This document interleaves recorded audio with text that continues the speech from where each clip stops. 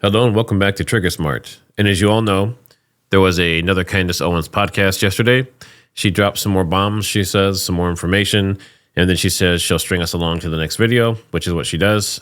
So I'm looking at the response from Blake and the TPUSA team, but there's a few things I found very interesting. Check this out. So if we look at the Charlie Kirk YouTube page, which has 5.66 million subscribers, if we scroll down, we'll see the Addressing Candace video that we're going to look at 18 hours ago has 175,000 views. But if you look at the previous videos, 10,000, 4,000, 8,000, 6, 5, 3, 9. So no one cares what these guys have to say. 39,000 a couple days ago, 4,000, 4,000. So no one wants to hear these guys. No one cares about anything they have to say, right? If you have 5 million subscribers on a channel, even if it was Charlie's previously, you would expect significantly more views than the teens or less. And then the only time that I saw something actually go up a little bit was this one here, where Erica had an interview and she talks about who Charlie really was. And that only had 269,000 views. You would expect something like that to get 1 million views, right? So just know that this channel, without Charlie Kirk, is basically failing. I also have another few quick points. The first point is I don't think that these guys should be using Charlie's platform to address people that are against TPUSA or to use it to protect themselves or their name. Charlie built this up. Yes, they were with him in the podcast and stuff like that and in the company, but they're basically using Charlie's voice to fight haters and people that are against TPUSA. That to me seems wrong. I don't think they should be doing that. This should have been addressed on their own accounts, which I believe Blake did on X. I don't think it should be showing on the Charlie Kirk podcast show. What do you think about that? And then also, separately, it's very interesting that Blake is by himself. So why is Mikey McCoy not responding to his own allegations? Why is Tyler Boyer not responding to his own allegations? So they have this pre-made, they probably all got together, used ChatGPT and wrote this response letter that Blake's reading, and it seems very mechanical. And real quick, before I forget, I wanted to address this. So Harsh, over at Harsh Reality, he comes out and he says what a lot of people are probably thinking is that Candace Owens is making a lot of money off of this, and a lot of people are. I've done some theories and things like that, and I've made some money off of it. He's making money off of it. Coach Colin, Jimmy Dore. I mean, it's content, right? Content makes money. But with Candace Owens, she has a huge audience and she has huge sponsors. So if you really want to get into kind of the numbers and kind of what he estimates she's making off of this, I mean, it's in the several millions, right? But he was estimating something like 250 million over a period of time. So just take that into account. But my thoughts on it is I'm not anti-Candace or anything like that, but it's interesting because say if she has this list of facts.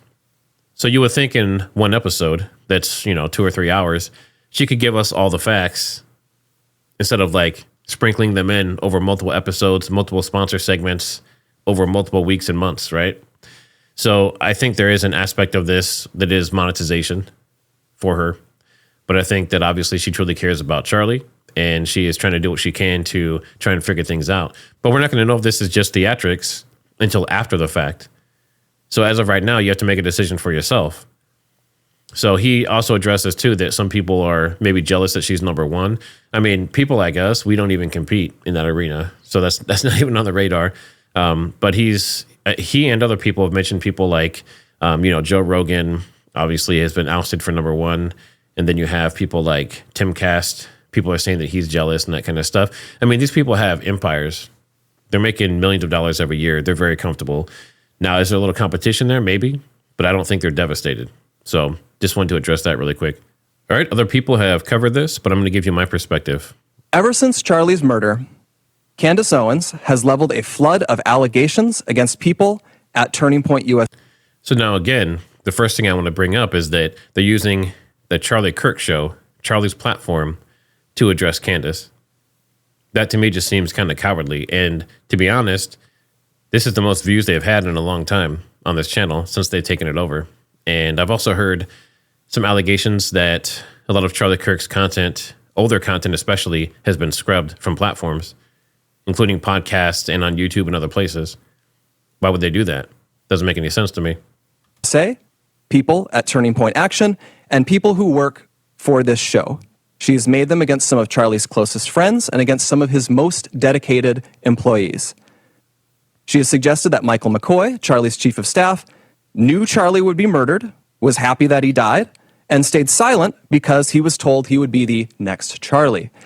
Okay, so things like those type of allegations, like her saying, if his wording is correct, for her to say that he knew he was going to die and he was happy about it, you're just guessing. I mean, you can look at someone's behavior and deduce things, but does she factually know that? No. So technically, that's not a fact. That's just her opinion. A lot of this stuff is her opinion, and the things that she can back with receipts, she's already shown.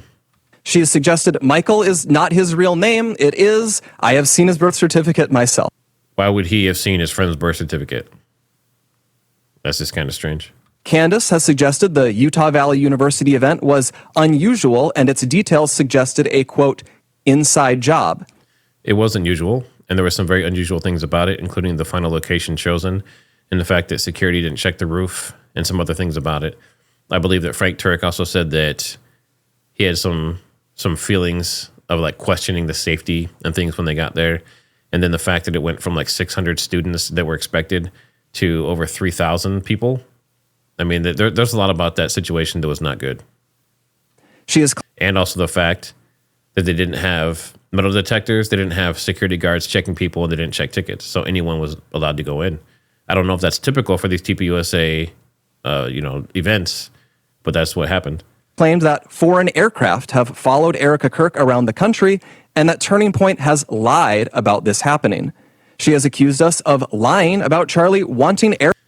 So on the airplanes, there are some allegations from Candace that I believe Ian Carroll and also Baron Coleman have been following up on about these airplanes that have been supposedly following around Erica Kirk in like 68 or 70 different instances where they would, cross the same point on the map or something like that. So, I mean, it's interesting, but there still has to be some kind of proof.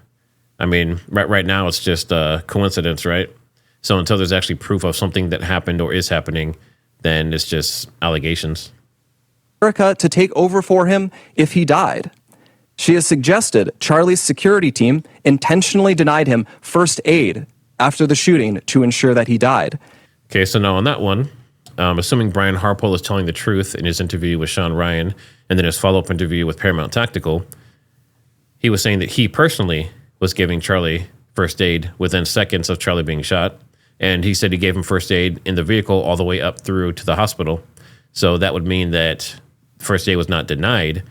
It was given by the security team, but there were EMTs there that were denied, it seems like. She has raised suspicions about the head of our technical team because he took an SD card out of a camera. Okay, now the SD card is a big deal for many reasons. But yes, they own the equipment, so he could go and take it, but it was a crime scene. So he walked into a crime scene and pulled evidence and had it for a period of time before supposedly they say turning it over to the authorities. In that period of time that he had it, he could have tampered with it. If I have a SD card for an hour, I can put it into my editing program and do all kinds of stuff to it. So that's just one concern that I had about that. She has spread absurd claims that Tyler Boyer, who we just had on the show, sexually abuses male interns. She is... Okay, so he is saying that there's allegations that Tyler Boyer is sexually, you heard it, but the thing that's interesting is that they're not denying that he's gay. She says that he's gay. That's what she alleges, and everyone knows it.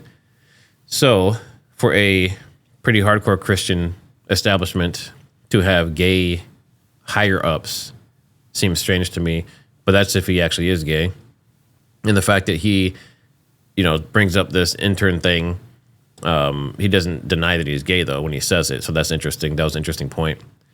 And then also, I just did a video yesterday, and it does, there's some allegations around some people that were on Redacted saying that Tyler Boyer was complacent in some of his subordinates or, peer executives being in some inappropriate touch type of situations and basically slid it under the rug. And there were actual police reports and things that happened. suggested that TPUSA faith-affiliated pastors, like theologian Frank Turek, who we'll have on in a moment, and Pastor Rob McCoy, are part of a military, quote, infiltration of Turning Point, either because they are veterans or because they have family members who are. Even if not everyone has been named specifically, though, Candace has effectively tarred everyone here with complicity in Charlie's death by repeatedly saying he was, quote, betrayed by, quote, everyone. Now, that is true that she has basically said that or implied that. And that was kind of, especially early on, when she had the anger and she's mourning and that kind of stuff, which she probably still is mourning. Yes, there's that list on X where it's like, she blamed the FBI and then the CIA, and then I'm just throwing stuff out there, and then Mikey McCoy, and then Tyler Boyer, and then Rob McCoy, and then the Egyptians, and then basically everyone is on the menu. So that's kind of what he is referencing. She has made claims of financial impropriety and fraud at Turning Point, adding up into the millions of dollars, which again is not true. Now, this is another piece. So if you go over to Wolves in Finance, you'll see a video where he talks about, he actually has two videos. So he has one where he talks about the original finances, the 990 from TPUSA itself, and the other three 990s were missing. And then he has a follow-up video where he kind of addresses that and talks about a company, I believe it's called 110. That one is like a shell company or a business, and he tries to go track it down and he can't find it. But then Timcast came out and basically, in his own way, debunked the entire video. So he said, it looks suspicious if you don't know what you're talking about. But in that video, he talks about how there's this one owner of several suites, and this company, they got paid $1.5 million for marketing and stuff, which is not unusual for a huge company like this in a year. But he basically, says he probably owns the business or the strip mall, and he has multiple suites, and 110 could literally be one office anywhere in that entire mini mall strip. So, I mean, is there some funny stuff going on? Possibly, but those videos don't necessarily prove that there's anything illegal, and he even says it in those videos that I can't prove anything illegal is going on. He just thinks it's suspicious. Charlie made sure the organization was audited by a third party every year. He personally reviewed and he signed off on every expense report, and literally every single bill paid by the organization down to a single United States dollar. Okay, now they're saying that Charlie went through it every year and called for these audits, which he did. But this year specifically, remember, he called for a Doge-style audit. And they have since, from what I've heard, reportedly, they have since canceled that Doge-style audit since he passed. We have never missed a 990 deadline. Candace has made other stranger allegations involving French paratroopers. For that 990 deadline, that's another interesting one. So Wolves on Wall Street said, I believe it was May, that they were filed, but they didn't actually show until recently. And Timcast was basically saying that it could be possible that because of the government shutdown, that it delayed things, and that's why it actually became public later. But it looks like it was actually filed in May. Troopers in maroon shirts, Egyptian Air Force planes flying out of Provo, Utah, and potential underground assassins traveling through unseen tunnels. At one point in early November, she started wildly throwing suspicion on members of Utah Valley's soccer team for wearing hoodies. I could go on. So that is probably semi-true. A lot of people were doing that, right? They're talking about, what about the tunnel under his feet? What about the tent above him? What about the tunnel behind him? What about those kids standing over there looking weird? Because everyone's trying to figure out what the heck happened, and they didn't believe the official narrative. There's always something new coming up, and none of it ever pans out, because from the start, there has been nothing there. Now, that's just an assumption that there's nothing there, but asking questions and investigating and looking for truth, there's nothing wrong with that. It's supposed to be innocent until proven guilty, not guilty until proven innocent. So you have to have receipts, not just information, right? A receipt is not just, hey, I have information from this subscriber that emailed me. That's not a receipt. And even finding flights and stuff like that, that's not a receipt. A receipt is, I connected this exact thing to this, and that specific thing resulted in Charlie dying. That would be a receipt. So I kind of get what he's saying with that. I'm in no way defending these guys against Candace. I'm just saying, when people are talking, you have to really listen to every detail and everything they're saying and their mannerisms. Now, in this, I would say, you should read his body language and the way he's talking and stuff like that, and his voice tone, but he's very monotone, just reading off a script. The attacks and allegations from Candace are either lies or they are innuendos thrown around with a total, reckless disregard for the truth, so that Candace can manipulate and string along an audience of people who don't realize they are being played. Now, that is the same thing that Harsh was saying yesterday. He's saying that even if there is something there, the way that she's putting the information out is stringing people along.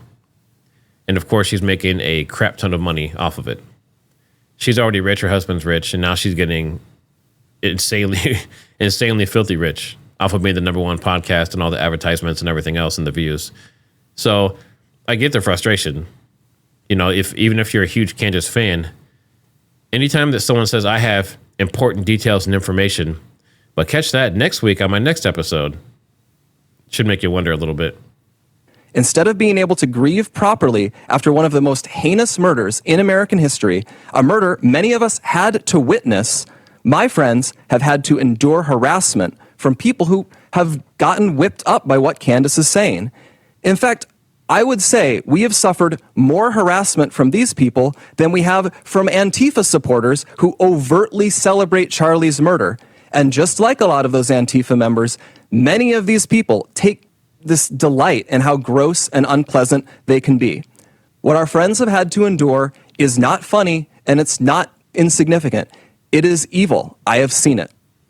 Now, this would be if, in the case that this is all untrue.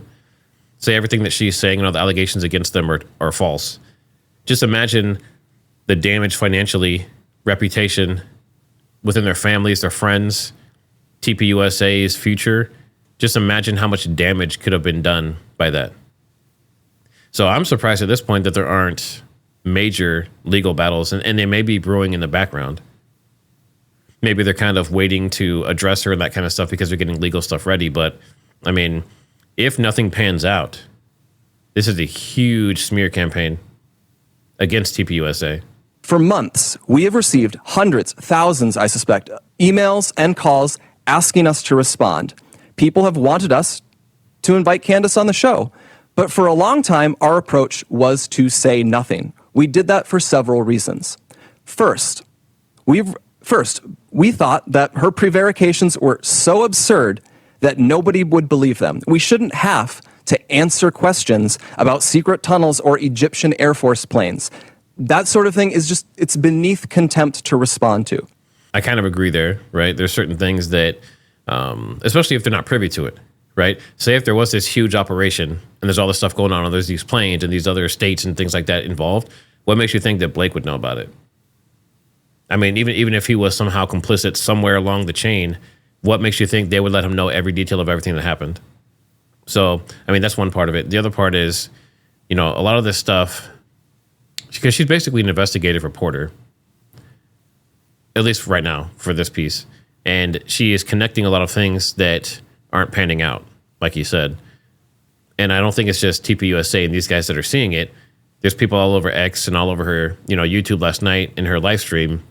As I was watching, people were saying, where's the actual evidence? Where's the proof?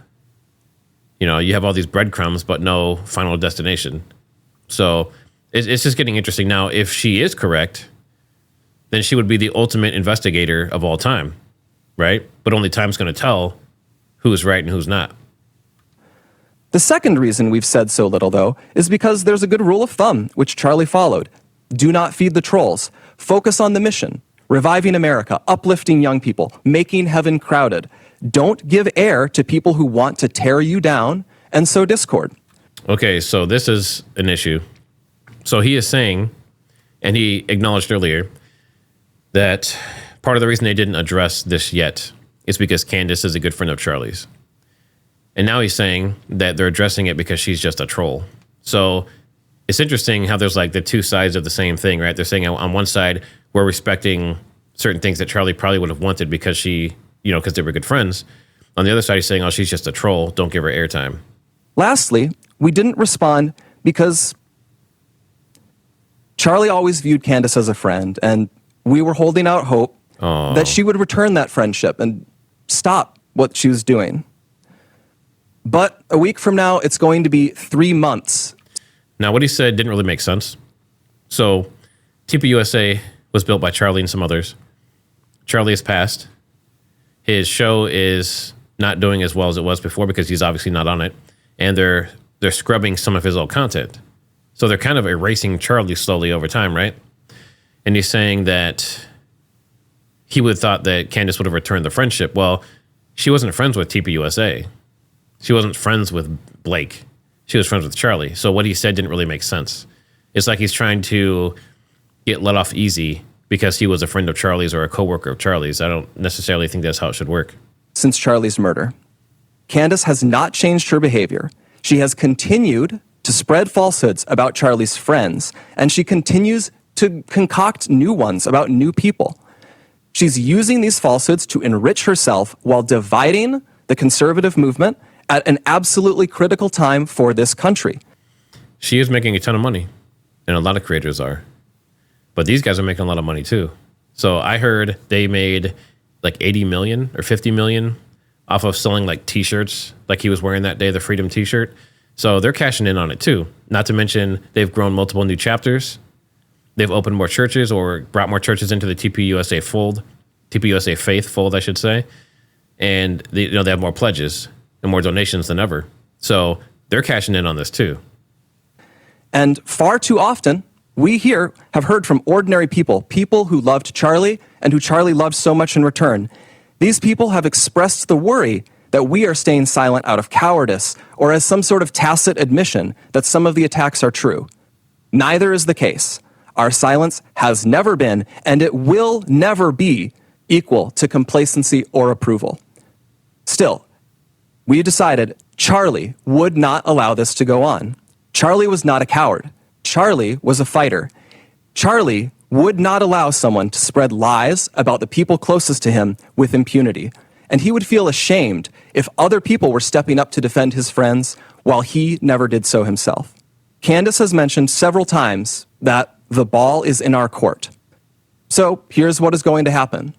In the near future, there will be a live stream here in Phoenix where we address in a clear and comprehensive way the claims and accusations, the false accusations that have been made against Charlie's family, friends, and the people here at Turning Point. We plan to walk through everything carefully and thoroughly. If Candace is available, we would sincerely welcome her participation in that live stream at our studio here in Phoenix. So they have made this offer to her to come live in the studio and debate this stuff. I believe she's already accepted. She said she would meet him in Phoenix, and she actually asked him to do it like today, like immediately.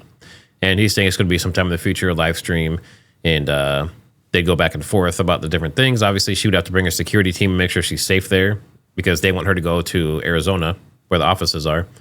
But I'm not sure if much would come from this because she would be throwing everything at them with her receipts, but no proof of any wrongdoing necessarily. And then on their end, they're going to be defending themselves just to try and save face and make themselves look good, regardless of what the allegations are. So I don't know if anything would even come out of it. Because does she have actual proof of anything? If she does, she hasn't shown it. She's shown interesting things and coincidences and, whatnot, but no actual, because of XYZ from A to B, this is how Charlie got killed. So, and I don't know if she'll ever be able to. So in this case, while this would probably get a lot of views, I'm not sure if it's going to actually have anything useful come out of it. I wouldn't get sucked into that trap either. We believe the ball is back in her court.